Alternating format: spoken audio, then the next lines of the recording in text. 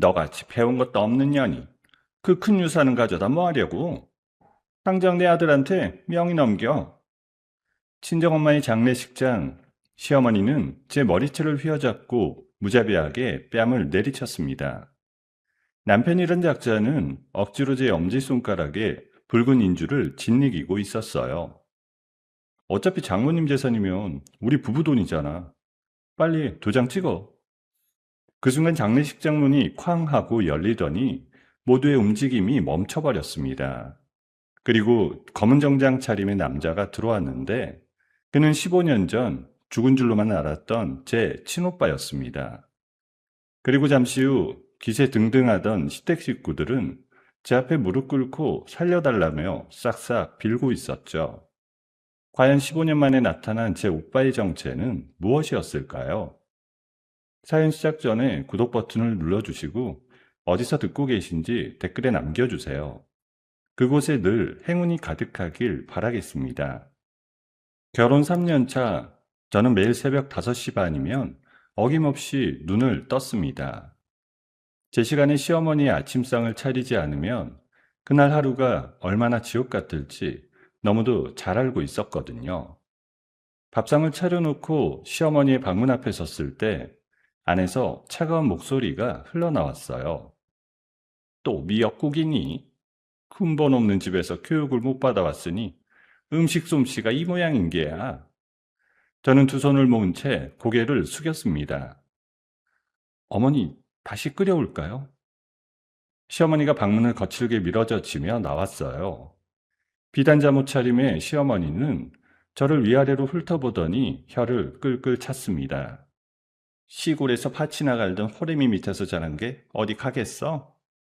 이 집안 격을 떨어뜨리는 며느리들인 게 내 인생 최대 실수다. 식탁 의자에 앉으며 시어머니가 숟가락을 던지듯 내려놓았어요. 쨍그랑하는 소리에 제 어깨가 움찔했습니다. 남편이 그제야 안방에서 나오며 넥타이를 매고 있었어요. 엄마, 또 아침부터 왜 그래? 시끄러워서 잠도 못 자겠네. 우리 아들, 깨워서 미안.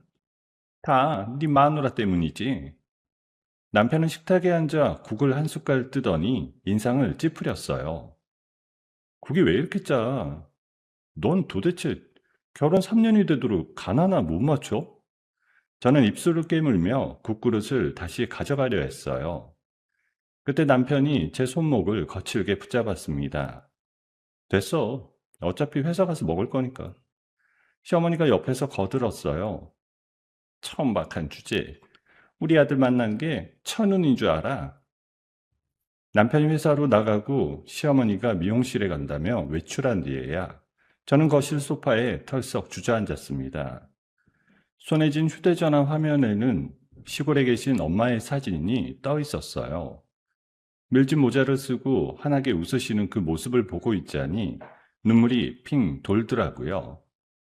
엄마에게는 이런 시집살이에 대해서 단 한 번도 입 밖에 낸 적이 없었습니다. 평생 새벽부터 밤까지 반일만 하시며 저를 대학까지 보내신 분이었으니까요. 그날 오후 시골에서 한 통의 전화가 걸려왔습니다.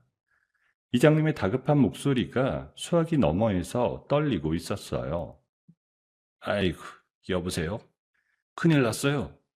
자네 엄마가 밭에서 일하다 쓰러졌어. 지금 시내 큰 병원으로 옮기는 중이야. 네? 어디라고요? 어느 병원이에요? 의식이 없어. 뇌에 피가 터졌다는데. 빨리 와봐. 휴대전화를 떨어뜨릴 뻔했습니다. 저는 외투도 제대로 챙기지 못한 채 택시를 잡아탔어요. 병원 중환자실 앞에 도착해서 본 엄마의 모습은 차마 눈을 뜨고 볼 수가 없었습니다. 호흡기를 입에 문 채 핏기 없는 얼굴로 누워 계신 엄마. 평생 흙만 만지던 그 거친 손이 침대 옆으로 축 늘어져 있었습니다. 담당 의사가 저를 따로 불러 굳은 표정으로 말했어요. 보호자되시죠? 환자 상태가 매우 위중합니다. 지금 당장 수술하지 않으면 오늘 밤을 넘기기 어려워요. 수술이요? 네, 빨리 부탁드려요. 엄마의 생사가 오가는 상황에서 먼저 떠오른 건 수술비 걱정이었습니다. 저는 휴대전화를 꺼내 떨리는 손으로 남편의 번호를 눌렀어요. 신호음이 한참 가고 나서야 짜증 섞인 목소리가 들려왔습니다. 회의 중인데 무슨 일이야? 엄마가 쓰러졌어. 수술해야 한대. 돈이 수술비가 필요해. 얼마나 필요한데? 수천만 원. 지금 당장. 지금 바로 시작해야 된대. 전화기 너머에서 한참 침묵이 흐르더니 짜증 섞인 한숨 소리가 들려왔어요. 그건 우리 엄마랑 상의해봐야 될 문제야. 내 마음대로 그렇게 큰 돈을 어떻게 빼? 사람이 죽어가는데 무슨 상의를 해? 끊어. 회의 들어가야 돼. 집에 가서 엄마한테 직접 말해. 전화가 뚝 끊어졌어요. 저는 떨리는 손으로 다시 시어머니의 번호를 눌렀습니다. 신호음이 두 번 가기도 전에 시어머니가 전화를 받았어요. 무슨 일이니? 미용실에 와 있는데. 어머니, 엄마가 쓰러져서 수술해야 돼요. 수술비가 필요해요. 제가 결혼하고 퇴직하면서 받았던 퇴직금 맡겼잖아요. 그거라도 일단 주시면 안 될까요? 제 명의로 된 카드 하나 쓸 수 있는 게 지금 없어서요. 사람이 명대로 사는 거지. 돈 처바른다고 살아나기라도 한데? 난 모른다. 이따 저녁상이나 똑바로 차려놔. 뚝 하고 전화가 끊어졌어요. 저는 병원복도 차가운 벽에 등을 기대고 주저앉아 흐느꼈어요. 지나가던 환자 보호자들이 흘끔거리며 쳐다봤지만 눈물을 멈출 수가 없었습니다. 휴대폰 연락처를 뒤져 친척들에게 그리고 학창시절 친구들에게 무릎이라도 꿇을 심정으로 전화를 돌렸어요. 다들 사정이 어렵다며 미안하다는 말만 반복했습니다. 수화기를 내려놓을 때마다 가슴이 무너져 내렸어요. 겨우 모은 100만 원도 안 되는 돈은 수술비에 비하면 턱없이 부족했습니다. 원무과 앞에서 발을 동동 구르고 있을 때였어요. 원무과 직원이 저를 부르더니 의아한 표정으로 말했어요. 보호자분, 여기서 뭐 하세요? 어머님 지금 수술 들어갔어요. 방금 어떤 분이 수술비랑 입원 보증금 전액을 다 결제하고 가셨거든요. 네? 누가요? 누가 결제했어요? 그게 본인 신원은 절대 밝히지 말라고 하셨어요. 현금으로 다 처리하고 가셨어요. 저는 머릿속이 하얘진 채로 수술실로 달려갔습니다. 수술실 앞 의자에 앉아 몇 시간을 기다리는 동안 저는 엄마와 함께한 어린 시절을 떠올리고 또 떠올렸어요. 새벽녘이 다 되어서야 수술실 문이 열리고 의사가 마스크를 벗으며 걸어 나왔습니다. 정말 죄송합니다. 최선을 다했지만 손쓰기에는 출혈이 너무 컸어요. 저는 그 자리에서 무너져 내렸습니다. 병원 복도가 빙글빙글 도는 것 같았어요. 엄마라는 단어를 입 밖으로 꺼내는 것조차 아득해진 그 새벽. 저는 차가운 병원 바닥에 무릎을 꿇은 채 한참을 일어나지 못했어요. 엄마의 장례식장은 시내 외곽의 작은 병원 지하에 마련되었습니다. 저는 검은 상복으로 갈아입고 영정사진 앞에 앉아 있었지만 눈물조차 메말라 버린 상태였어요. 엄마의 환하게 웃는 사진 속 얼굴이 자꾸만 흐릿하게 번져 보였습니다. 빈소 입구 쪽에서 시어머니가 손수건을 눈가에 갖다 대며 들어오고 있었어요. 옆에는 검은 양복을 빼입은 남편이 시어머니의 팔을 부축하고 있었습니다. 조문객 몇 사람이 들어오자 시어머니는 곧바로 어깨를 들썩이며 흐느끼기 시작했어요. 아이고, 사돈어른, 이렇게 갑자기 가시다니. 우리 며느리가 얼마나 마음이 아플까. 그러게요. 시어머니께서 며느리한테 잘해주셔야겠어요. 그럼요. 친딸처럼 보듬어줘야죠. 저는 그 광경을 멀거니 바라보다 고개를 숙였어요. 분향소 옆 작은 방에서 시댁 식구들끼리 모여 앉은 모습이 한쪽으로 비쳐 보였습니다. 엄마, 부의금은 어떻게 할 거야? 친정 쪽 식구가 없어서 별로 안 들어올 것 같은데. 그거라도 들어오는 쪽쪽 내가 챙겨야지. 네 마누라가 집에서 밥이나 할 줄 알지. 돈 관리를 어떻게 하겠어? 엄마, 그건 좀 너무한 거 아니야? 너는 가만히 있어. 저는 입술을 꽉 깨물었습니다. 엄마의 시신을 차가운 영안실에 모셔두고 저들은 부의금 계산에 여념이 없었어요. 빈소 한쪽에서 휴대전화를 받던 남편이 갑자기 일어났습니다. 부장님, 오셨습니까? 네, 들어오세요. 변변치 못한 상에 와주셔서 정말 감사합니다. 남편이 직장 상사로 보이는 사람들을 향해 허리를 깊이 숙이고 있었습니다. 저에게 다가와서는 갑자기 어깨를 부드럽게 감싸 안았어요. 여보, 너무 상심하지 마. 부장님, 제 아내가 어머님이 갑자기 돌아가셔서요. 제가 옆에서 잘 챙기고 있습니다. 그래, 자네가 사위노릇 톡톡히 해야지. 마음 단단히 먹게. 네, 부장님. 제 처는 제가 평생 지킬 겁니다. 저는 헛웃음이 나올 뻔한 걸 가까스로 참았어요. 평생 지킨다는 그 입으로 몇 시간 전 수술비를 외면했던 사람이었어요. 부장이 빈소를 나서자마자 남편은 제 어깨에서 손을 거두며 자리를 떴습니다. 저는 다시 혼자가 됐어요. 조문객들이 모두 빠져나간 늦은 밤, 빈소 안은 향타는 냄새만 가득했습니다. 낡은 서류 가방을 든 중년 남자가 빈소 입구에서 두리번거리는 모습이 보였어요. 남자가 저에게 다가와 공손히 명함을 건넸습니다. 늦은 시간에 결례가 많습니다. 저는 도시개발 토지 수용 업무를 대행하는 법무법인 소속 변호사입니다. 고인의 따님 되시죠? 네. 그런데 어떤 일로 오셨어요? 매우 중요한 사안이라 직접 찾아뵀습니다. 가족분들을 한자리에 모실 수 있을까요? 저는 안쪽 방에 있던 시어머니와 남편을 불렀어요. 시어머니가 손수건을 든 채 못마땅한 표정으로 들어왔습니다. 이 아밤에 무슨 일이에요? 안 그래도 피곤해 죽겠는데. 변호사가 서류 가방에서 두꺼운 봉투 하나를 꺼냈습니다. 좌중을 한번 둘러보더니 입을 열었어요. 먼저 깊은 조의를 표합니다. 고인께서 소유하고 계셨던 시골 일대 토지 전부가 국가주도 신도시 재개발지구로 최종 수용 확정됐습니다. 네? 뭐라고요? 재개발이요? 그렇습니다. 곧 토지 보상금 지급 절차가 시작될 예정이에요. 보상금 규모는 수백억 원에 달합니다. 빈소 안에 정적이 흘렀어요. 시어머니가 들고 있던 손수건을 슬그머니 내려놓았습니다. 수백억이요? 정말이에요? 네. 그리고 더 중요한 사안이 있습니다. 변호사가 봉투 안에서 정성스럽게 봉인된 서류 하나를 꺼냈어요. 고인께서 생전에 마을 이장님과 저희 법무법인 입회하에 정식으로 작성하신 유언장입니다. 지금 이 자리에서 공개하겠습니다. 남편이 침을 꿀꺽 삼키는 소리가 들렸어요.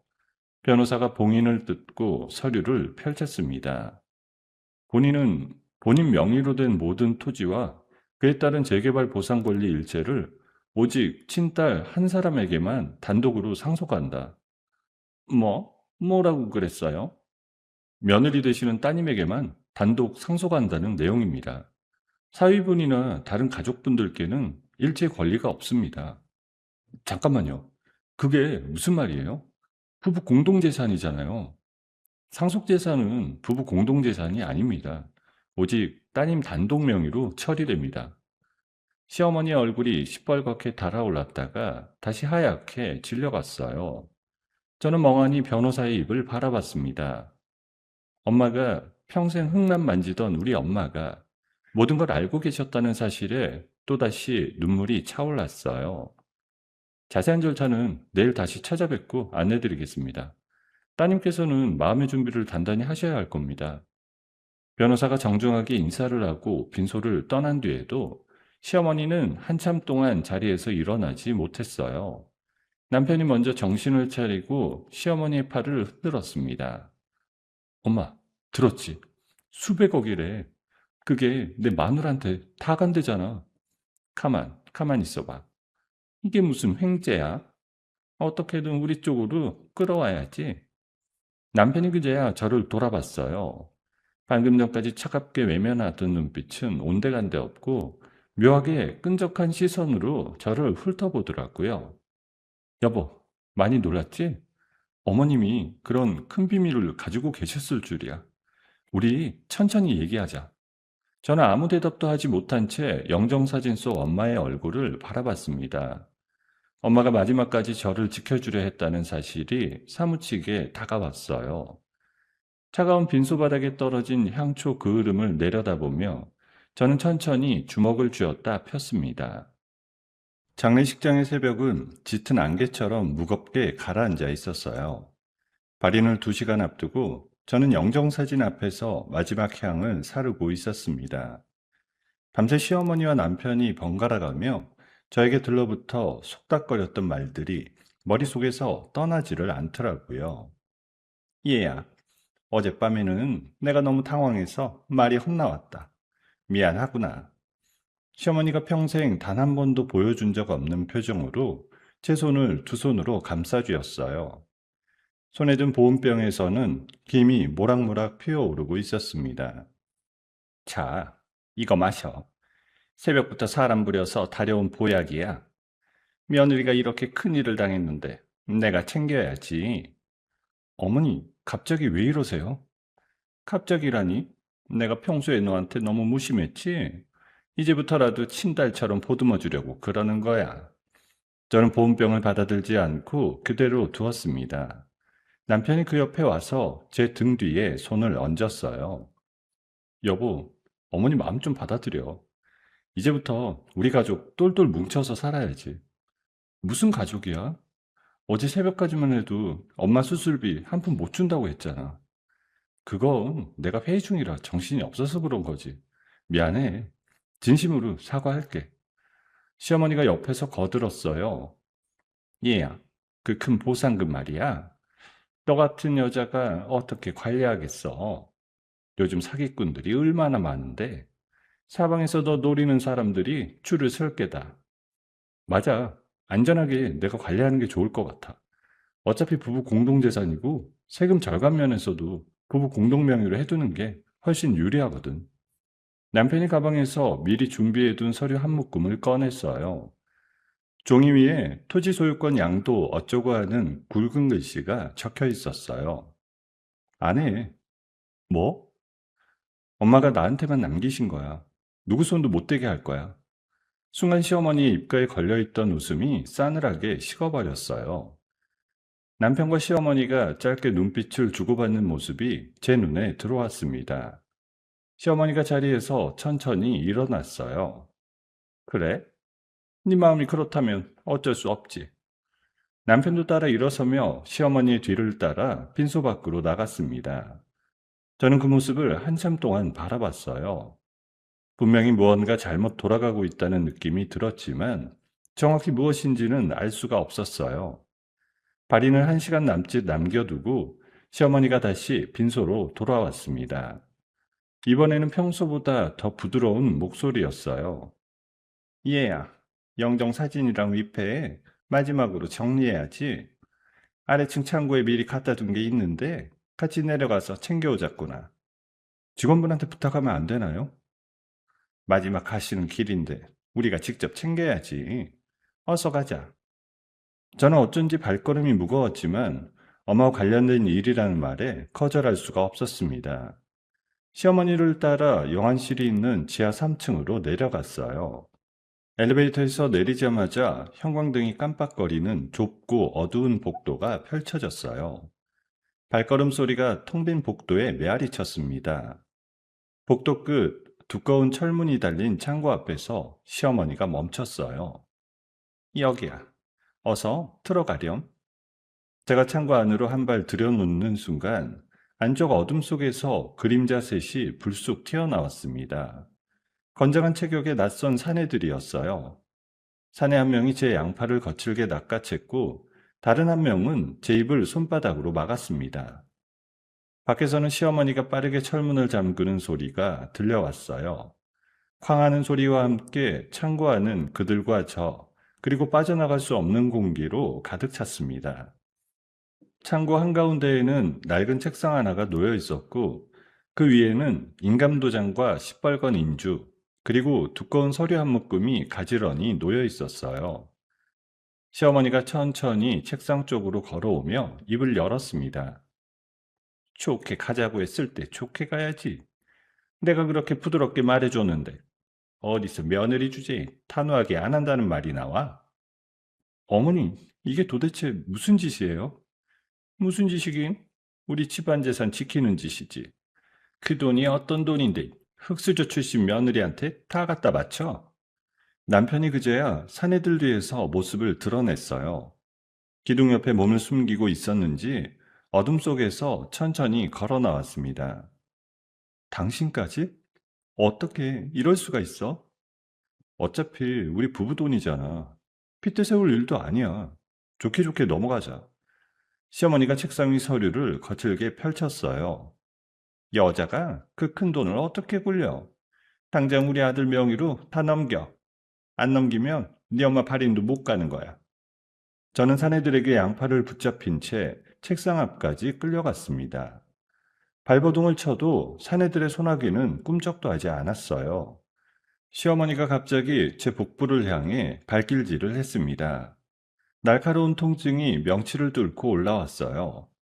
지장 찍을 때까지 물 한 모금도 못 마실 줄 알아? 여기서 굶어 죽든지 사인하든지 둘 중에 하나다. 사내들이 어디선가 두꺼운 밧줄을 가져와 제 양손을 의자 등받이 뒤로 묶기 시작했어요. 거친 밧줄이 손목살을 파고들었습니다. 남편이 제 등 뒤로 다가왔어요. 따뜻한 손길로 한 번도 안아준 적 없는 그 사람이 지금은 제 팔을 잔인하게 비틀어 꺾고 있었습니다. 좋게 끝내자고 했잖아. 네가 자초한 일이야. 남편이 제 오른손 엄지손가락을 강제로 펴서 인주에 푹 찍어 눌렀어요. 붉은 인주가 손끝에 묻어나는 순간 저는 본능적으로 손을 빼려고 발버둥을 쳤습니다. 안 돼. 이거 놓으라고. 파랗게봐야 소용없어. 오늘 안에 다 끝낼 거니까. 남편이 제 손가락을 서류 위로 끌고 갔어요. 지장이 찍히기 직전 손끝이 서류 위에 거의 닿으려는 그 찰나였습니다. 귀를 찢는 듯한 굉음이 창고 전체를 뒤흔들었어요. 굳게 잠겨있던 두꺼운 철문이 경첩제, 통째로 뜯겨나가 콘크리트 바닥으로 처박혔습니다. 자욱한 흙먼지가 일어나 창고안 시야를 가렸어요. 사내들의 손에서 힘이 빠지는 게 느껴졌습니다. 흙먼지가 천천히 가라앉는 문턱 위로 거대한 그림자 하나가 천천히 모습을 드러내고 있었습니다. 자욱한 흙먼지 사이로 키가 큰 남자의 윤곽이 천천히 또렷해졌어요.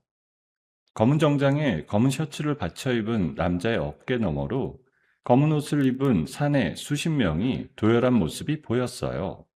남자가 한 발 한 발 창고 안으로 걸어 들어왔습니다. 발걸음 소리만으로도 공기가 짓눌리는 것 같았어요. 누구야, 당신? 남자가 천천히 고개를 들었습니다. 희미한 형광등 불빛 아래 드러난 그 얼굴을 본 순간 제 입에서 비명도 나오지 않았어요. 어릴 적 집을 나간 뒤로 단 한 번도 본 적 없던 친오빠의 얼굴이었습니다. 세월에 깎인 듯 단단해진 턱선, 그리고 한쪽 눈가에 가늘게 그어진 흉터까지. 분명한 친오빠였어요. 오빠. 오빠가 저를 보며 잠시 눈빛이 흔들렸습니다. 곧 그 눈빛은 다시 얼음장처럼 차갑게 가라앉았어요. 늦어서 미안하다. 오빠가 손가락 하나로 책상 쪽을 가리켰어요. 오빠 뒤에 있던 검은 양복 차림의 부하들이 일제히 창고 안으로 쏟아져 들어왔습니다. 낯선 사내 셋이 막아서려 했지만 부하들은 두세 명씩 달려들어 사내들을 단숨에 바닥에 내리꽂았습니다. 쿵쿵하는 소리와 함께 사내들의 비명이 짧게 터졌다가 끊겼어요. 부하들은 익숙한 손놀림으로 사내들의 손목과 발목을 케이블 타이로 단단히 결박했습니다. 시어머니가 그 광경을 보며 뒷걸음질을 치다가 책상에 부딪혔어요. 누구야? 니들 누구야? 경찰 부를 거야? 오빠가 그쪽으로 천천히 고개를 돌렸습니다. 시선이 마주친 순간 시어머니는 다리에 힘이 풀린 듯 그 자리에 풀썩 주저앉았어요. 남편은 그제야 상황 파악을 한 듯 사색이 된 얼굴로 오빠 앞으로 기어가더라고요. 형님, 살려주세요. 제가 잘못했습니다. 한 번만 봐주세요.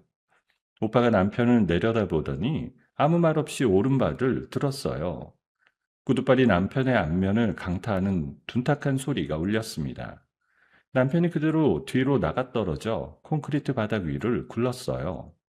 코에서 흘러내린 피가 회색 바닥에 빠르게 번져나갔습니다. 오빠가 저에게 성큼성큼 다가왔어요. 품에서 칼을 꺼내 제 손목을 묶고 있던 밧줄을 단숨에 끊어냈습니다. 손목에서 빨간 자국이 선명하게 드러나자 오빠의 미간이 깊게 일그러졌어요.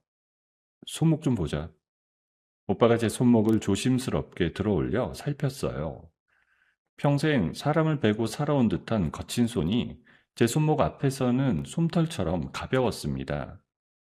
오빠, 어떻게 여기에? 나중에 다 이야기하자. 지금은 일단 이거 정리부터 하고. 오빠 뒤에서 검은 양복을 입은 중년 사내가 한 걸음 앞으로 나섰습니다. 머리를 깔끔하게 빗어넘긴 이 사내가 깍듯하게 허리를 굽혔어요. 형님, 책상 위 서류 확인했습니다. 최 실장이라 불린 사내가 책상 위 서류와 인주, 인감도장을 챙겨 오빠에게 건넸어요. 오빠가 서류를 한 손으로 받아들고 내용을 훑어보더니 양손으로 종이를 쥐었습니다. 종이가 찢어지는 소리가 창고 안을 가득 채웠어요. 오빠가 서류 조각을 갈기갈기 찢어 바닥에 뻗어 있는 남편의 얼굴 위로 흩뿌렸습니다. 종이 쪼가리로 사람 인생을 흔들려고 했냐? 형님, 정말 잘못했습니다. 제가 어리석었어요. 시어머니가 정신을 차린 듯 갑자기 무릎을 꿇고 두 손을 모았습니다. 어르신, 한 번만, 한 번만 살려주세요. 제가 늙어서 정신이 어떻게 됐었나 봐요. 오빠는 시어머니 쪽을 쳐다보지도 않았어요. 최 실장에게 짧게 턱짓을 했습니다. 다 데려가. 부하들이 일사불란하게 움직였어요. 남편과 시어머니, 결박된 사내들이 모두 양쪽 팔을 잡힌 채 짐짝처럼 끌려나갔습니다. 시어머니가 끌려나가면서도 끝까지 발버둥을 쳤어요. 나라. 내가 누군지 알아? 이러면 너희들 다 끝이야. 부하 한 명이 시어머니의 입을 손바닥으로 막아버렸습니다. 복도에서 끌려가는 발걸음 소리가 점점 멀어져 갔어요. 오빠가 그제야 저에게 다시 다가왔습니다. 거친 손이 제 어깨에 망토처럼 따뜻한 양복 재킷을 덮어주더라고요. 일어날 수 있겠어? 저는 다리에 힘을 주려 했지만 시어머니에게 발길질 당한 명치가 쿡쿡 쑤셨어요. 휘청거리는 저를 오빠가 익숙한 동작으로 등에 업었습니다. 오빠의 등은 어릴 적 기억보다 훨씬 단단하고 넓어져 있었어요. 오빠가 저를 업고 창고를 빠져나왔습니다. 지하 복도에는 어느새 검은 양복을 입은 부하들이 양옆으로 길게 도열해 있었어요. 오빠가 지나가자 부하들이 한 명도 빠짐없이 허리를 깊이 숙였습니다. 지상으로 올라가는 엘리베이터 안에서 오빠가 조용히 입을 열었어요. 어머니 발의는 예정대로 진행한다. 한 명도 다친 사람 없이 무사히 모실 거야. 오빠, 정말 오빠 맞아? 오빠가 잠시 말이 없었습니다. 엘리베이터 천장만 바라보던 오빠의 옆얼굴이 미세하게 떨리고 있더라고요. 그래, 늦었지만 오빠야. 장례식장 1층에 도착하자 양쪽으로 늘어선 부하들이 또다시 허리를 굽혔습니다. 빈소 앞에서는 장례 지도사분이 영문도 모른 채 어리둥절한 얼굴로 서 있었어요. 오빠가 최 실장에게 짧게 지시했습니다. 발인 절차 차질 없이 진행해. 외부 시선 차단하고 조문계 응대는 우리가 다 받는다. 예, 형님. 저는 오빠의 등에서 내려와 엄마의 영정사진 앞에 다시 섰습니다. 흐트러진 머리카락을 손으로 매만지고 구겨진 상복을 펴며 엄마의 사진을 바라봤어요. 엄마, 보고 있어? 오빠가 왔어. 영정사진 속 엄마가 그저 마음 놓고 웃는 것 같았어요. 발인 차량이 조용히 장례식장 후문을 빠져나가고 영구차는 엄마가 평생 일구셨던 시골 땅을 향해 천천히 움직였습니다. 저는 차창 밖으로 흘러가는 거리 풍경을 바라보며 옆자리에 앉은 오빠의 손을 가만히 잡았어요. 거칠고 굳은 살이 박힌 손이었지만 어쩐지 어릴 적 잡았던 그 따스함이 그대로 남아 있었어요. 장지에 도착해 엄마의 관을 흙 속으로 내려보내는 순간에도 오빠는 제 옆에서 단 한 발짝도 떨어지지 않았습니다. 흙 한 줌을 관 위에 뿌리는 제 손이 떨릴 때마다 오빠가 묵묵히 제 어깨를 받쳐주었어요. 해가 뉘엿뉘엿 서산으로 기울 무렵 우리는 엄마를 묻고 천천히 산을 내려왔습니다. 발인 절차를 모두 마치고 산을 내려왔을 때는 이미 도시에 어둠이 짙게 깔려 있었어요. 오빠는 저를 시댁이 아닌 서울 외곽의 한 고층 건물 앞으로 데려갔습니다. 지하 주차장에서부터 보안 요원들이 줄지어 허리를 굽혔고 전용 엘리베이터는 별도의 카드키를 대고서야 움직였어요. 최상층 펜트하우스 문이 열리자 통유리창 너머로 도시의 야경이 한눈에 펼쳐졌습니다. 대리석 바닥과 검은 가죽 소파가 놓인 거실은 호텔보다 더 정갈하더라고요. 오빠가 거실 한복판에서 저를 올려다봤어요. 오늘부터 여기가 네 집이야. 시댁 근처에는 다시 갈 일 없을 거야. 오빠, 이게 다 일단 의사부터 보자. 손목이랑 명치 맞은데 그냥 두면 안 돼. 오빠가 부르자 흰 가운을 입은 의사 두 명이 가방을 들고 들어왔어요. 저는 거실 한쪽 침대로 안내받아 손목과 복부에 정성스러운 치료를 받았습니다. 진통제 하나를 입에 털어놓고 거실로 다시 나왔을 때 오빠는 양복 재킷을 벗고 와이셔츠 차림으로 앉아 저를 기다리고 있었어요. 옆에는 아까 그 최 실장이 노트북과 두꺼운 서류철을 들고 서 있었고요. 오빠, 이제 이야기 해줄래? 오빠가 잠시 천장을 올려다보며 한숨을 쉬었어요. 집을 나간 게 내가 17되던 해였지? 기억나. 아버지 빚 때문에 어머니가 평생 빚쟁이들한테 시달리는 거 보면서 내가 그 빚을 갚으려면 정상적인 길로는 답이 안 나오더라고. 저는 오빠의 거친 손을 바라봤어요. 손등위로 가느다란 흉터들이 어지럽게 얽혀 있었습니다. 처음엔 막노동부터 시작했어. 그러다 어느 형님 밑에 들어갔고 거기서 죽을 고비를 몇 번 넘기면서 자리 잡았어. 오빠 혼자 그 고생을 10년 걸렸어. 그 자리까지 올라오는데. 올라오고 보니 어머니랑 너를 찾는 거야. 일도 아니더라고. 최 실장이 옆에서 조용히 노트북을 켰습니다. 근데 막상 찾고 나니까 발길이 안 떨어지더라. 사람 때리면서 사는 손으로 어머니 손을 잡을 자신이 없었어. 나한테 오빠라고 나설 면목도 없었고. 바보같이. 그래도 나타나지 그랬어. 그래서 멀찍이서만 봤어. 너 결혼식 날도 식장 건너편 카페에서 너 들어가는 거 다 보고 있었어. 어머니 시골집 근처에도 사람 붙여서 살펴드리고. 저는 무릎 위에 얹은 손을 꼭 쥐었어요. 오빠가 잠시 숨을 고르더니 다시 입을 열었습니다. 그러다 한 달 전부터 어머니 동네 일대 이상한 사람들이 어슬렁거리기 시작했어. 재개발 정보를 미리 알고 땅을 헐값에 넘기게 하려는 브로커들이었고. 그런 일이. 늙은 여자 혼자 사는 시골이라 만만하게 본 거지. 내가 사람을 풀어서 그자들을 다 쳐냈어. 어머니 모르시게. 형님께서 지난 2회 동안 어머님 토지 주변의 의심스러운 접근을 7차례 차단하셨습니다. 7번이나? 그리고 어머니가 쓰러지셨을 때 오빠의 목소리가 조금 흔들렸어요. 시골 이장님께 사람을 붙여놨었거든. 그분이 119 부르고 곧바로 나한테도 연락을 주셨어.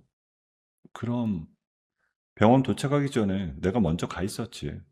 수술비랑 보증금 다 처리했고 너랑 마주칠까봐 신원 밝히지 말라고 일러뒀어. 저는 그 자리에서 입을 틀어막고 울음을 터뜨렸어요. 그날 새벽 원무과 직원이 영문 모르게 했던 말이 그제야 모두 이해됐어요. 오빠가 거기 있었구나. 그 새벽에. 한 발짝만 빨랐어도 어머니 살릴 수 있었는데 내가 너무 늦었어. 오빠가 처음으로 고개를 떨궜어요. 거실의 무거운 정적이 잠시 흘렀습니다. 최 실장이 헛기침을 하더니 거실 한쪽 벽에 걸린 대형 스크린에 노트북을 연결했습니다. 형님, 이제 자료를 보여드리겠습니다. 스크린에 어두운 영상이 떴어요. 고급 호텔 로비에서 남편이 젊은 여자의 허리에 손을 두르고 한박 웃음을 짓는 모습이었습니다. 여자가 명품 가방을 든 채 남편의 팔짱을 끼고 엘리베이터로 들어가는 장면이 또렷하게 잡혀 있었어요. 저, 저 사람이 최근 8개월간 호텔 출입 기록만 42차례입니다. 어머님 병원비 마련하지 못하셨다고 통보받으신 그날 밤에도 사위분은 이 여성과 호텔 스위트룸에 계셨습니다. 어떻게 그럴 수가? 최 실장이 다음 화면으로 넘겼어요. 이번에는 시어머니가 사교 모임에서 다른 부인들에게 자랑스럽게 떠드는 영상이었습니다. 우리 며느리 사람 모자란 게 어디 가겠어? 청소매 빨래며 시키면 다 한다니까. 파출부로는 그만이지. 잘 데리고 계셔야겠네. 그게 그 집안 격이야. 친정도 다 죽어가는 마당에. 저는 주먹을 꽉 쥐었습니다. 손톱이 손바닥 살을 파고드는 통증조차 느껴지지 않았어요. 최 실장이 다시 자료를 넘겼습니다. 이번에는 깔끔한 정장 차림의 한 남자가 어느 페이퍼 회사의 통장 거래 내역을 펼쳐놓은 장면이 화면에 떠올랐어요. 사위분께서 회사 공금을 빼돌려 만든 비자금 통장입니다. 추정 금액 약 7억 원이고요. 어머니 명의 차명 계좌로 분산해 두셨고요. 시어머니도 만만치 않게 해주셨지. 본인이 운영하시는 강남 부티크에서 이중장부로 탈세하신 금액이 지난 5년간 추산 12억 정도입니다. 국세청 자료로 충분히 활용 가능한 수준이에요. 저는 천천히 자리에서 일어났습니다. 가슴이 뜨겁게 끓어오르는 한편 머릿속은 얼음처럼 차갑게 식어가고 있었어요. 오빠, 오빠가 저를 올려다봤습니다. 나 저 사람들 그냥 못 보내. 한 사람도 빠짐없이 살아온 만큼 똑같이 갚아줄 거야. 너 그동안 너무 착하게만 살았다. 이제 네 마음대로 해. 내 자본력, 내 사람들, 변호인단 전부 네 손에 쥐어줄 테니까. 오빠가 최 실장을 향해 짧게 손을 흔들었습니다. 최 실장이 미리 준비한 듯 두꺼운 봉투를 가져와 제 앞에 놓았어요. 봉투 안에는 오빠의 자필 서명과 인감이 찍힌 위임장이 들어 있었어요. 오빠 이름으로 된 모든 권한을 너한테 위임할게. 변호인단도 오늘 밤 안에 다 정리해서 너한테 보고하게 할 거야. 저는 위임장을 두 손으로 받아 가슴에 꼭 끌어안았어요. 우선 그 사람 돈줄부터 끊어놓을 거야. 회사에 빼돌린 돈, 비자금 통장, 차명 계좌까지 전부. 회사 감사실 쪽 라인은 이미 확보해 두었습니다. 내일 아침 출근 시간에 맞춰 자료 전달하면 즉시 움직일 겁니다. 그리고 시어머니. 그 부티크는 국세청 손에 넘기고 사교 모임에서도 끌어내릴 거야. 사교 모임 회장 쪽에 전달할 자료도 이미 준비되어 있습니다. 시기만 정해주시면 됩니다. 가장 약한 곳부터 차례차례 무너뜨리자. 한 번에 끝내지 말고 천천히. 본인들이 무너지는 걸 본인들이 똑똑히 보게. 오빠가 처음으로 입가에 옅은 미소를 띄었어요. 우리 동생 어머니 닮아서 심지가 곱구나. 저는 통유리창 너머로 펼쳐진 도시의 야경을 바라봤어요. 수많은 불빛들 사이 어딘가 시댁이라는 이름으로 저를 짓밟아온 두 사람이 지금쯤 어떤 표정을 짓고 있을지 떠올렸어요. 밤이 깊어갈수록 거실 탁자 위에는 최 실장이 가져온 자료들이 산더미처럼 쌓여갔습니다. 저와 최 실장은 종이 한 장 한 장을 들여다보며 새벽이 밝아올 때까지 구체적인 일정과 순서를 정리해 나갔어요. 아침 8시 55분, 도심 한복판에 대형 빌딩들이 분주하게 깨어나고 있었습니다. 저는 펜트하우스 거실 소파에 앉아 따뜻한 커피잔을 두 손으로 감싸쥐고 있었어요. 탁자 위에는 시침이 9시 정각을 향해 천천히 움직이는 검은 손목시계가 놓여 있었습니다. 옆에선 최 실장이 휴대전화를 들고 짧게 보고했어요. 변호인단, 감사팀, 국세청 라인 모두 대기 중입니다. 신호만 주시면 돼요. 9시 정각에 동시에 움직여요. 시침이 정각에 닿는 순간 최 실장이 통화 버튼을 눌렀습니다. 시작하세요. 그 시각 시내 곳곳에서 톱니바퀴가 맞물려 돌아가기 시작했어요. 서초동 가정법원 접수 창구에서는 검은 정장의 이혼 전문 변호사 한 명이 두꺼운 서류 봉투를 내려놓고 있었어요. 이혼 소장과 위자료 청구, 그리고 피고 명의의 모든 부동산과 계좌에 대한 가압류 신청서입니다. 네, 확인하고 처리해 드리겠습니다. 같은 시각 강남의 한 대기업 본사 감사실에서는 책상 위에 익명의 두꺼운 갈색 봉투가 놓여 있었어요. 봉투를 뜯어본 감사팀장의 얼굴이 점점 굳어갔습니다. 이거 다 사실로 확인된 내용이야? 거래 명세서 원본까지 다 있습니다. 하청업체 리베이트 장부도 같이 들어왔습니다. 보안팀이랑 경찰 협조 요청해. 본인 출근하는 대로 신병 확보하고. 그 시각 남편은 회사 로비 회전문을 통과하고 있었어요. 평소처럼 어깨를 펴고 당당한 걸음걸이로 엘리베이터를 향해 걸어갔습니다. 엘리베이터 앞에서 평소 친한 동료가 어색한 표정으로 비켜섰어요. 왔어? 오늘 일찍이네? 응, 어제 좀 일이 많았어. 엘리베이터를 기다리던 남편의 어깨를 누군가 뒤에서 가볍게 짚었어요. 남편이 돌아본 자리에는 어두운 색 양복을 입은 회사 감사팀 직원 2명과 그 뒤로 경찰관 2명이 서 있었습니다. 잠깐 같이 가주셔야겠어요. 회사 자금 횡령 건으로 조사 들어갑니다. 네? 무슨 말씀이세요? 갑자기 무슨... 회사 측 고발이 접수됐어요. 더 이상 자리에서 움직이지 마십시오. 경찰관이 남편의 양손목에 차가운 금속 수갑을 채웠어요. 착각하는 소리가 로비에 울렸고 출근하던 직원들의 시선이 일제히 그쪽으로 쏠렸습니다. 이거 나 뭔가 오해야. 부장님, 부장님 어디 계세요? 남편이 끌려가는 모습을 두 손으로 입을 가리고 쳐다보는 여직원들의 수군거림이 점점 커져갔어요. 같은 시각 강남대로의 한 고급 부티크 앞에는 검은 승합차 3대가 줄지어 멈춰섰습니다. 승합차 문이 열리고 짙은 회색 잠바를 입은 국세청 조사관들이 줄줄이 내렸어요. 조사관 팀장이 부티크 자동문을 열고 들어서며 신분증을 들어보였어요. 국세청에서 나왔습니다. 탈세 혐의로 압수수색 영장 집행하겠습니다. 매장 안에서 명품 코트를 입고 거울 앞에 서 있던 시어머니가 입을 떡 벌렸어요. 뭐라고요? 압수수색이라니? 영장입니다. 매장 내 모든 장부와 컴퓨터, 그리고 사장님 휴대전화 모두 압수 대상입니다. 무슨 헛소리야. 우리 가게에 무슨 일이 있다고? 당장 변호사 부를게요. 부르세요.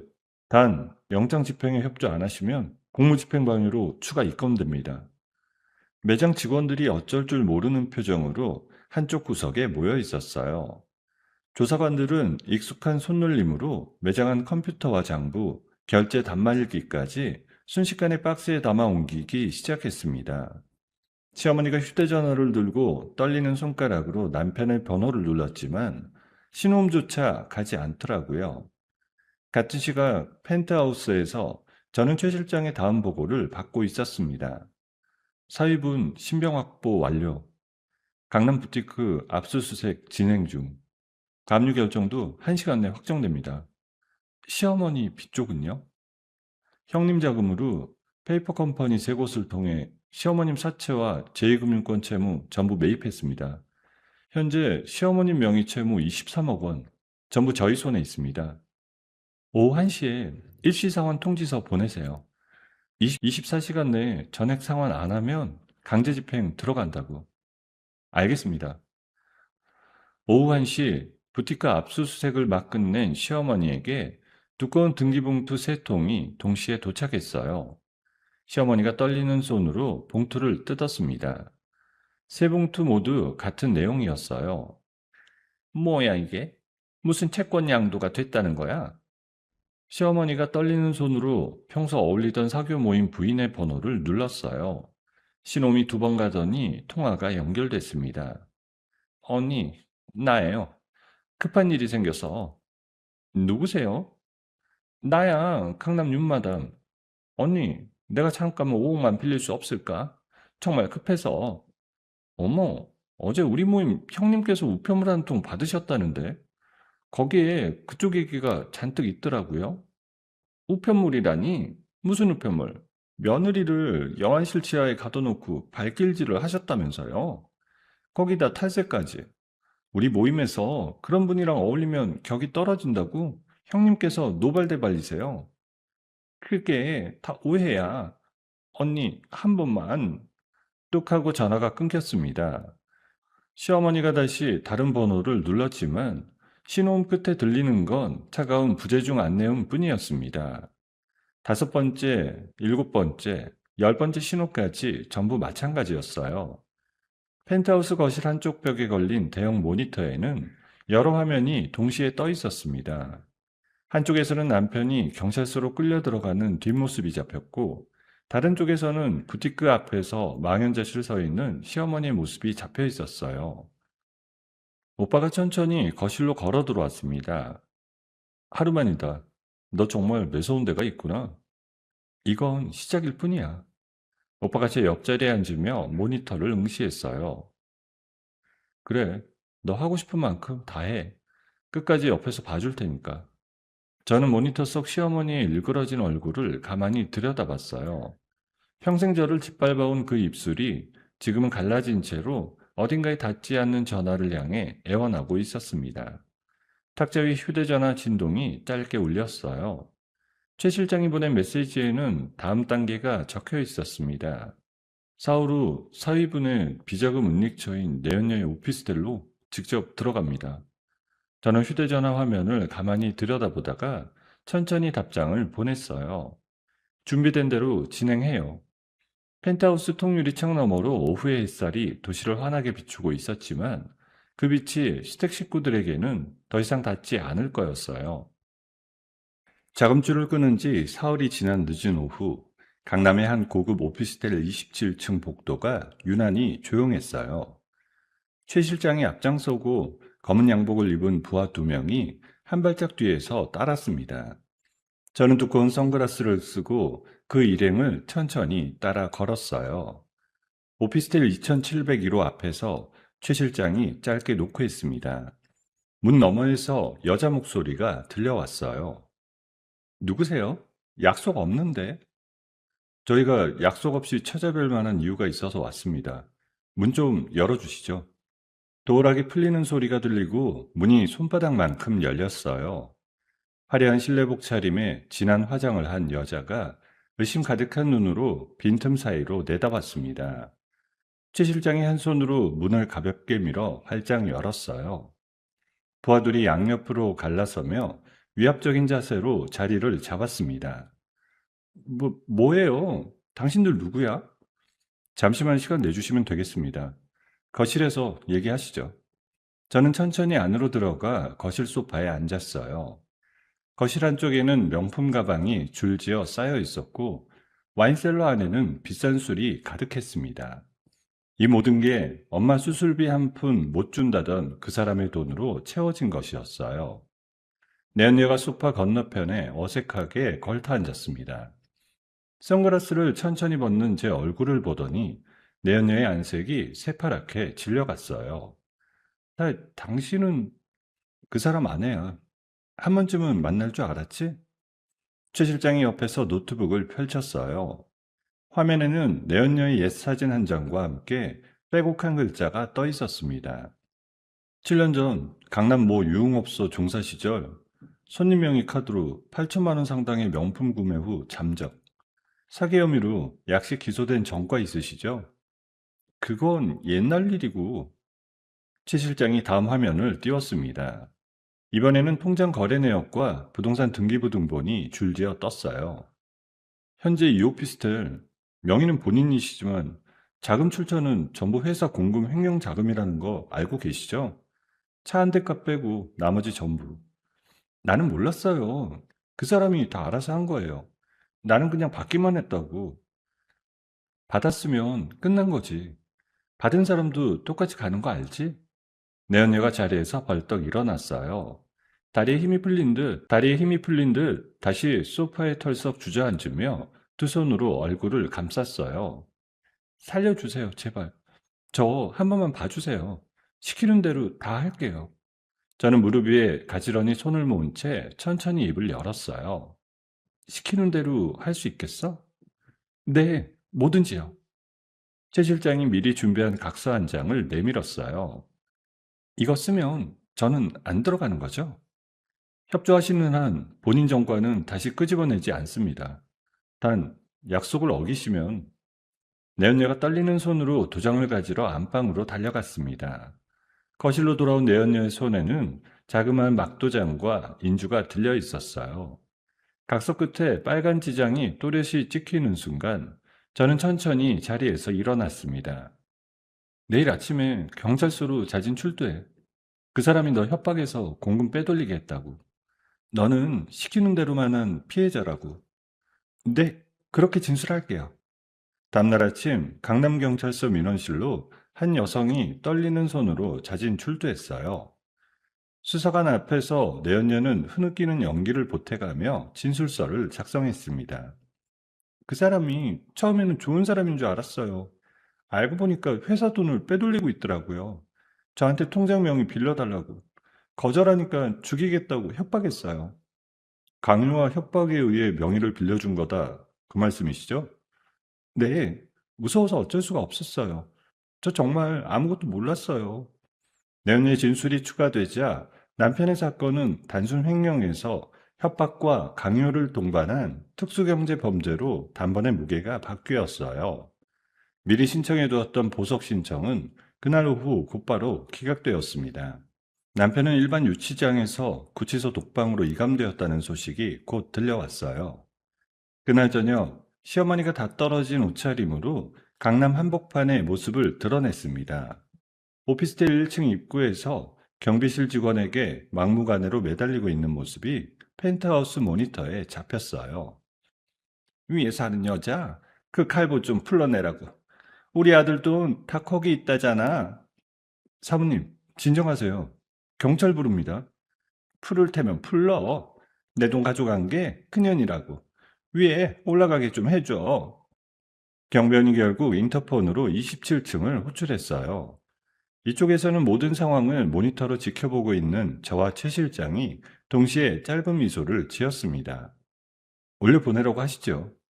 엘리베이터에서 내린 시어머니가 2701호 앞에서 거칠게 초인종을 눌렀어요. 쾅쾅하는 발길질 소리가 27층 복도에 메아리 쳤습니다.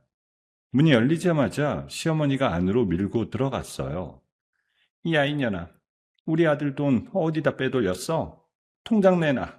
당장 내놔. 아주머니, 점잖게 말씀하세요. 점잖긴 뭐가 점잖아. 너 같은 갈보가 우리 집안을 망쳤어. 다 토해내. 시어머니가 내연녀의 머리채를 우악스럽게 거머쥐었어요. 내연녀가 비명을 지르며 휴대전화를 꺼내 어디론가 짧게 통화를 했습니다. 빨리 와요. 27층이에요. 5분도 채 지나지 않아 덩치 큰 사내 두 명이 현관문을 박차고 들어왔어요. 사내들은 시어머니의 양팔을 거칠게 끌어 엘리베이터까지 끌고 갔습니다. 너 알아? 내가 누군지 알아? 누군지 알 게 뭐가 있어? 영업방해죄로 끌어내라잖아. 오피스텔 정문 앞 보도블록 위로 시어머니의 몸이 그대로 내동댕이 쳐졌어요. 머리는 산발이 되었고 외출용 모피 코트 자락은 흙바닥에 끌려 시커멓게 더럽혀졌습니다. 내 인생 어쩌다 이렇게. 지나가던 행인들이 휴대전화를 꺼내 들고 그 모습을 영상으로 찍기 시작했어요. 도로 건너편에 세워진 검은색 세단 뒷좌석에서 저는 썬팅된 창문 너머로 그 광경을 무표정하게 바라봤어요. 평생 저를 짓밟던 그 입술이 흙먼지 위에서 헐떡거리고 있었어요. 같은 날 밤 저는 변호사 한 명과 함께 구치소 면회실 의자에 앉았습니다.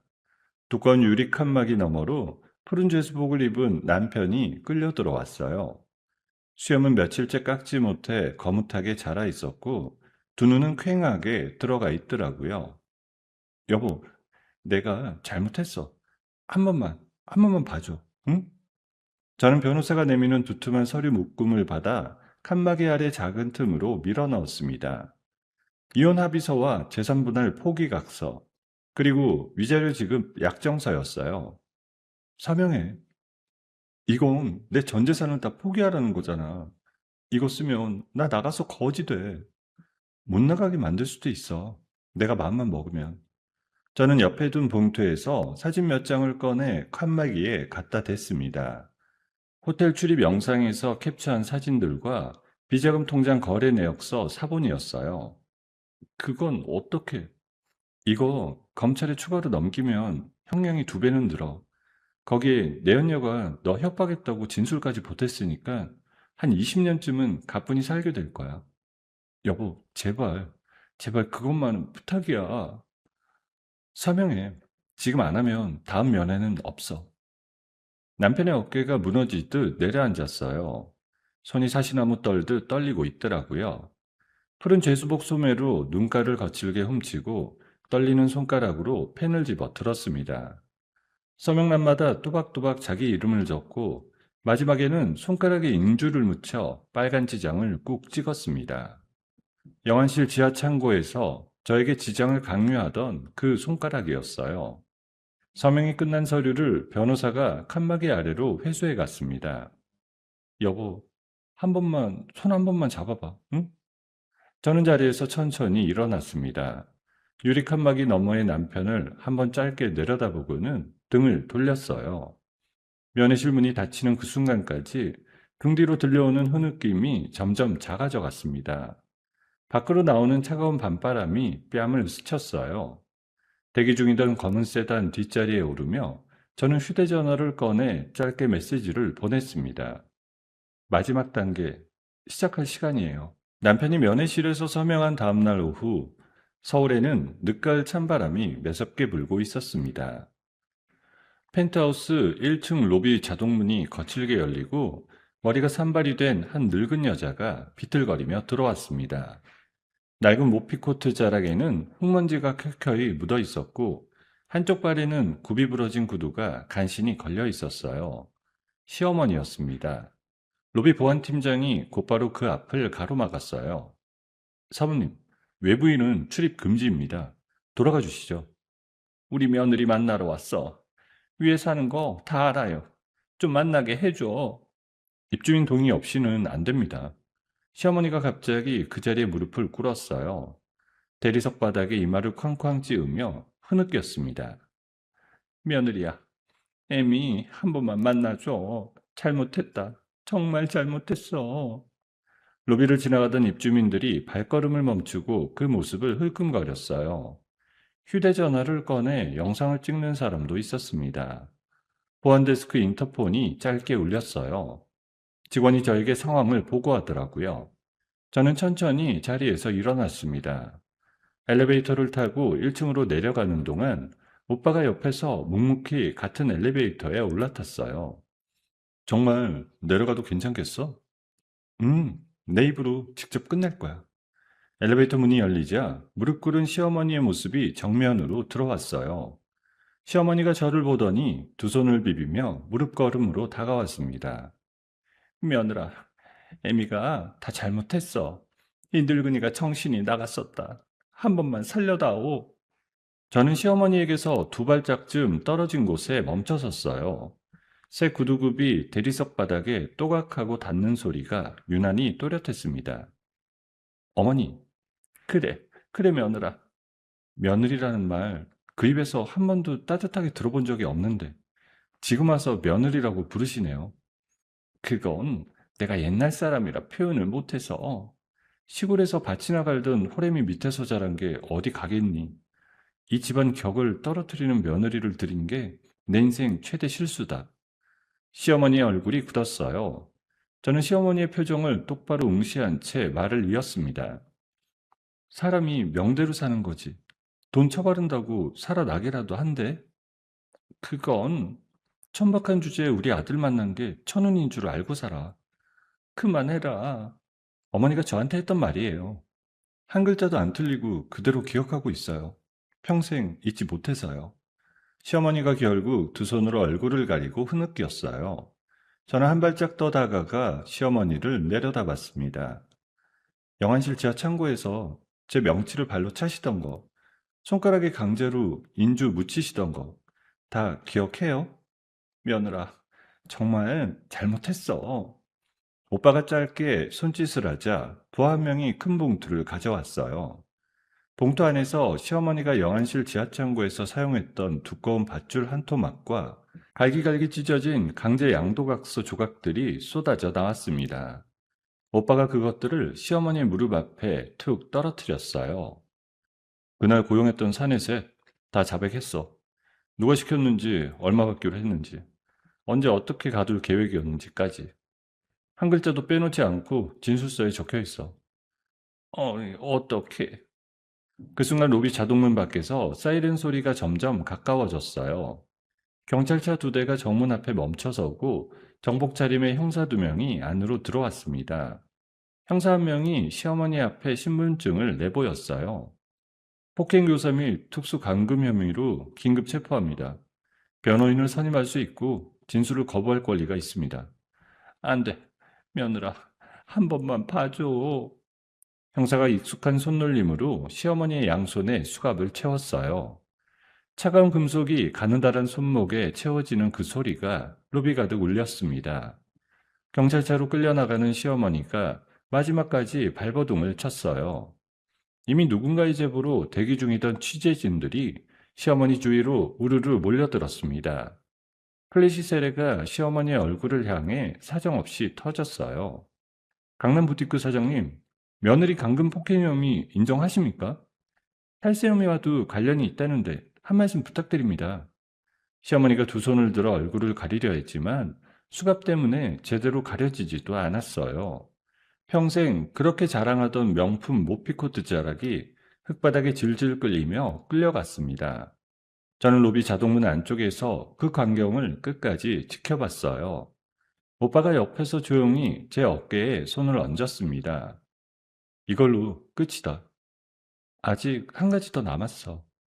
같은 시각 시댁이 그동안 챙겨놓고 있던 제 혼수 자금에 대한 강제 집행 절차가 마무리되고 있었어요. 엄마의 유산을 관리하는 로펌 변호사로부터 짧은 보고 전화가 걸려왔습니다. 결혼 당시 시댁으로 흘러들어갔던 혼수자금 일체, 이자까지 계산해 전액 회수 완료했습니다. 수고하셨어요. 사위분께 책정될 형량은 12년에서 15년 사이로 예상됩니다. 시어머님께서는 60대 후반 연령을 감안해도 6년에서 8년 정도 실형은 피하기 어렵겠어요. 저는 통화를 끝내고 휴대전화를 천천히 내려놓았습니다.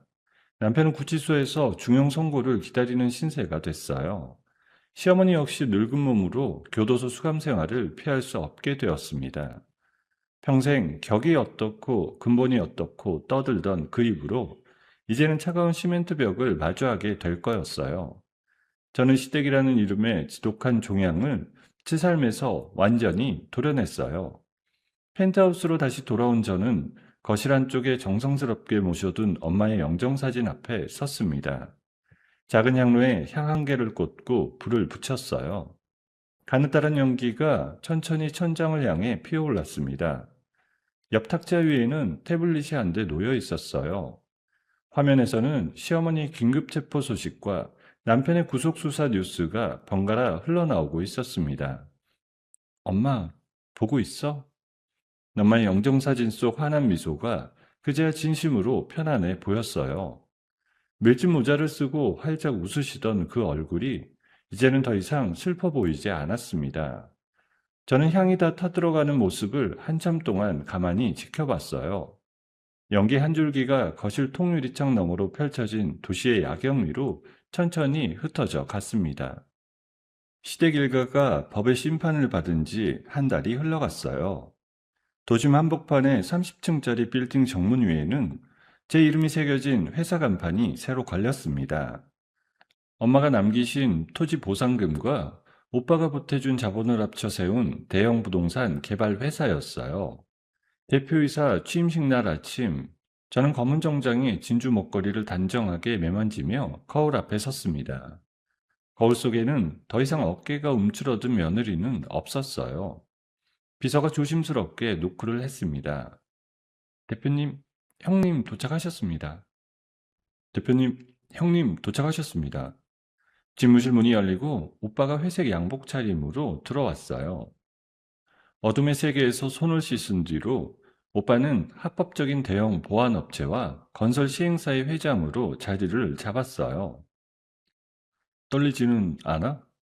떨리긴 오빠가 옆에 있는데. 오늘부터 네 사업장은 우리 보안업체가 다 맡는다. 어디든 마음 놓고 다녀. 오빠 뒤로 최 실장이 깍듯하게 인사하며 들어왔어요.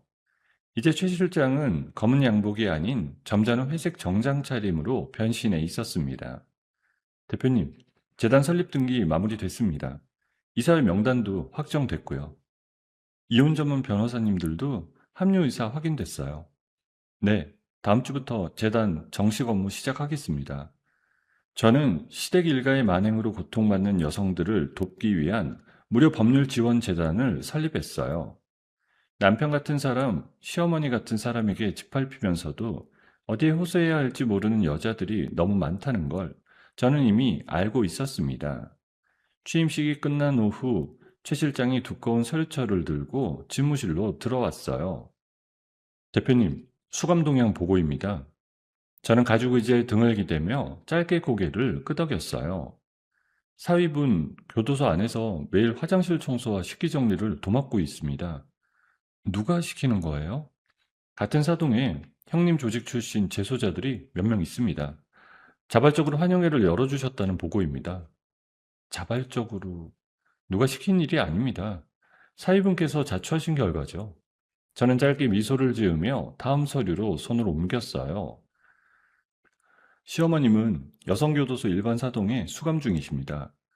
평생 사람을 함부로 대하시던 습관이 거기서도 나오시는 모양이라 같은 방 동료들과 거의 매일 다투신다고 해요. 잠은 잘 주무세요? 신경쇠약으로 의무실을 자주 찾으신다는 보고입니다. 말수도 거의 없어지셨다고요. 저는 서류를 천천히 덮었습니다. 평생 화려한 비단 옷에 둘러싸여 살던 시어머니가 푸른 제수복 차림으로 거친 사람들 사이에서 쪼그라들어가는 모습이 잠깐 머릿속을 스쳐갔어요. 연민은 들지 않았습니다. 그 사람들이 저에게 베푼 만큼 딱 그만큼만 돌려받고 있을 뿐이었으니까요. 주말이 되면 저는 오빠와 함께 차를 몰고 시골로 향했어요.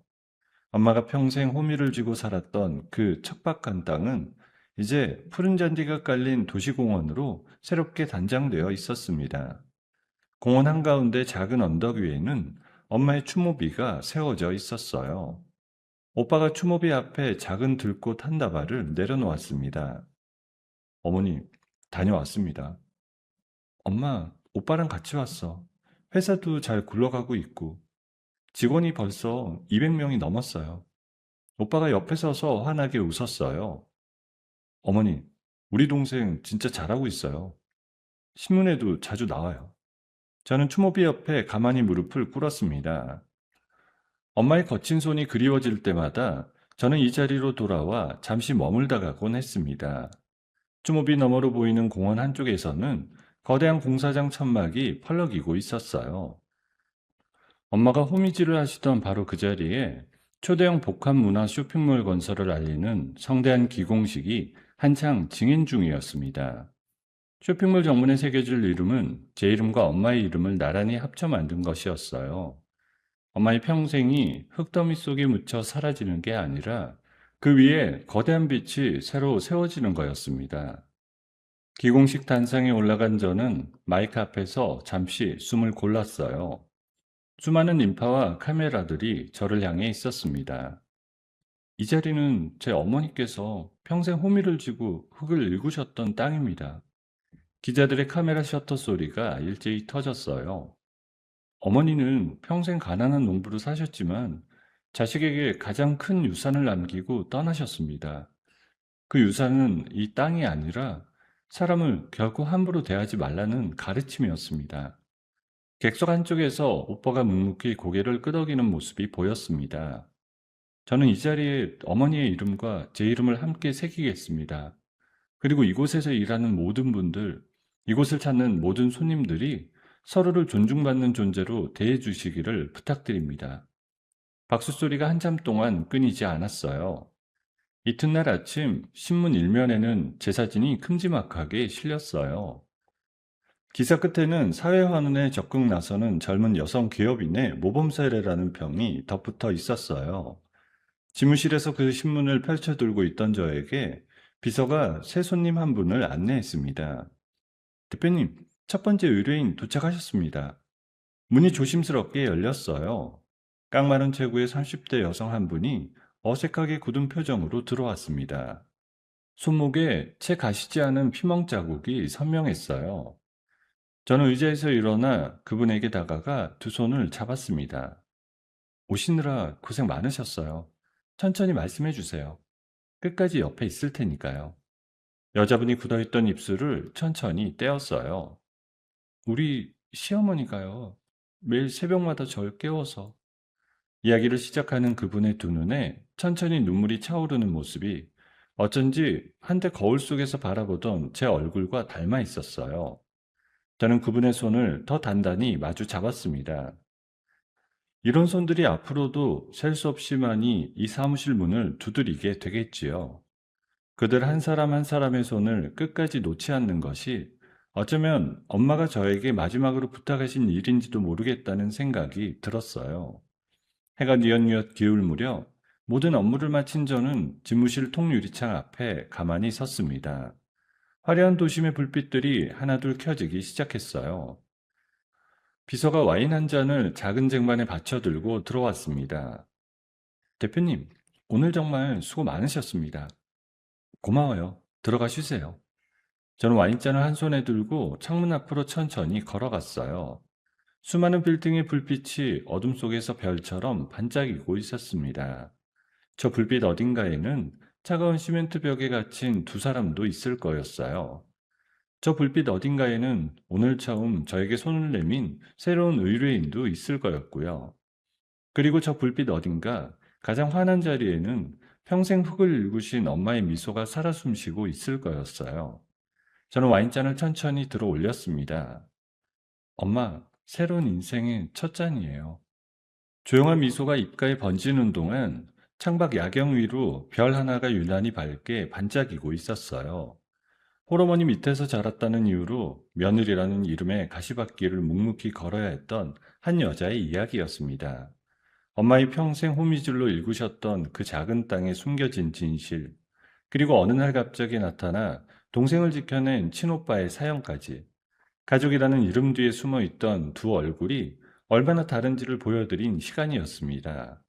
평생 누군가에게 짓밟히며 살아온 사람도 결국에는 자기 두 발로 일어설 수 있다는 것, 그리고 가장 약해 보였던 사람이 가장 단단한 사람으로 거듭나는 그 순간이 우리 인생 어디에선가는 반드시 찾아온다는 것. 오늘 이야기가 여러분의 마음에 작은 위로와 용기로 남았으면 좋겠습니다. 지금 이 순간에도 어딘가에서 묵묵히 견디고 계신 모든 분들께 따뜻한 응원의 마음을 전해드립니다. 여러분, 오늘의 이야기를 어디서 듣고 계신가요? 구독 버튼을 눌러주시고 댓글에 남겨주시면 감사한 마음으로 인사드리겠습니다. 감사합니다.